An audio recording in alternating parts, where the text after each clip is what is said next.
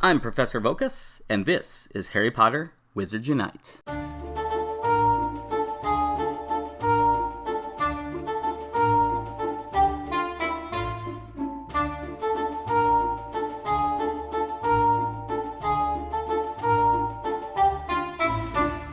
Alright, let's get right to it. On March 11th, Niantic released game information about Harry Potter Wizards Unite and showed a little bit of the gameplay in the real world. Today I want to talk about professions. That was one of the items they mentioned in the March 11th release. It didn't go into too much detail, so I'd like to talk a little bit about what I think it might be worked out as. The three choices you end up with are Auror, Magizoologist, and Professor. They've said that the Auror will be more offensive-based, the Magizoologist will be more defensive-based, and then the Professor will be a balance between the two.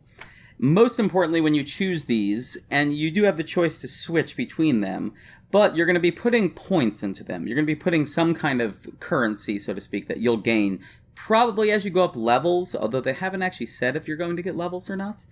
I assume you would, but as you get levels, you'll gain points that you can put toward becoming better at those professions. So if you pick one, you could be really good at it, and if you decide to spread it over the three and switch between them, then there's a good chance you're just not going to be as good as other people that have chosen to go one route. So my recommendation when it comes out is going to be to pick one thing and just go down that path first and become good at that, and then start dabbling in the other two. And I'm going to explain a little bit later when I talk about the fortresses, why that's important.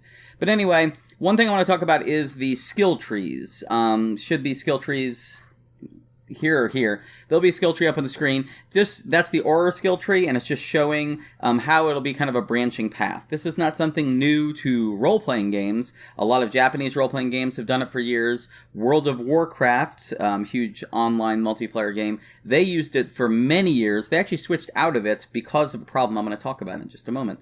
But there's other games, so this is not a new mechanic, so hopefully they've looked at these other systems and figured it out. So with these trees, with these skill trees for each profession that you can choose, I guess really the downside is really depends on how they decide to implement it.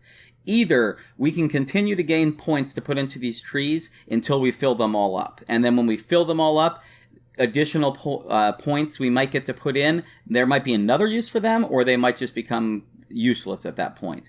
Or we may get a limited number. So say the level cap is 40, and say each level we get, 3 points. That would give us 120 points to put in a skill tree. None of these figures are confirmed in any way. I'm completely using arbitrary figures. But if we have 120 points, I believe the Auror skill tree uses 138 skill points. If I'm wrong, it's up on the screen. But that would mean I would have 18 points short of being able to fill it up. And if that's all they ever give me, then I'm going to have to make choices and leave things behind. There'll have to be some things I choose and other things I don't choose. So if you can't fill up your skill tree and you only have a limited number of points, you're going to have to make choices. And those choices may be made for you if one skill is just better than another skill across the board.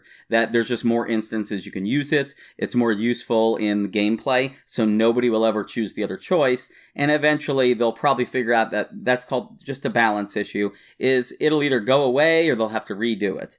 A solution to that would be to make it where you can just continue to gain points and eventually fill up the whole tree. So then you could choose to go a direction and then you don't regret it later where you're not able to go back and change that choice because you figured out something's better.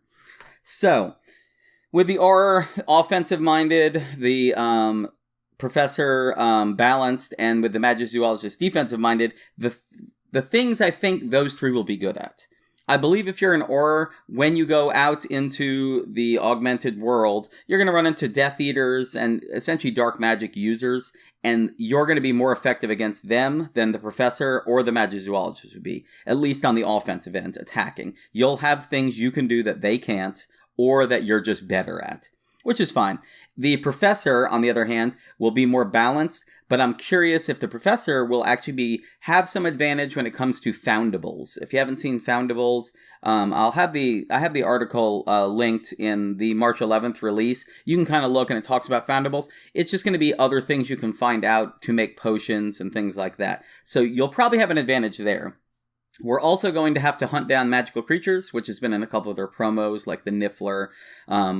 Niffler being inside the coin game and gathering the coins. So when we run into magical creatures, I'm guessing whatever we have to do to capture them or subdue them, the Magizoologist is going to be better at that. Now, speaking of all three professions and why we would want to be them and have to be different, is there's going to be things called fortresses. If you're familiar with Pokemon Go, they would be like a gym. You would gather with other people to fight against it. I'm not sure if it's time gated, like only for an hour a fortress will be open, or if they're open all the time and a group can walk up.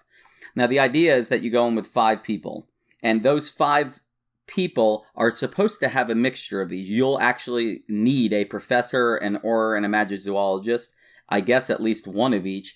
They haven't gone into too many details. My guess is if you have more of the other 2, it will just become even easier to overcome those obstacles. And again, in the fortress, I'm going to assume that the obstacles are going to be coming in are magical creatures, some kind of either riddles or other things you need to do that the professor will be good at that require a knowledge check or something like that. And then there's going to probably be dark magic users or dark magic to break, in which case the Auror is going to be best at that. And I think that's why you're going to need all 3, is because you'll need someone that's good at that one thing. Which is why my suggestion is get good at one thing, so whenever you go to a group of 5, you can at least fulfill that role in a really good way. And later on, you can fill up the other skill trees, and then you'll become even more useful because you'll come into a group and you can say, everybody be whatever you need, and I can be the thing we need, or I can be the extra thing. So that'll be beneficial if later. It'll be an incentive for somebody to fill up all 3, is that you just become more versatile, and it's easier for you to fit into more groups. So let me know in the comments, what profession are you going to choose, and why are you choosing that profession? Anyway, until next time, Nox.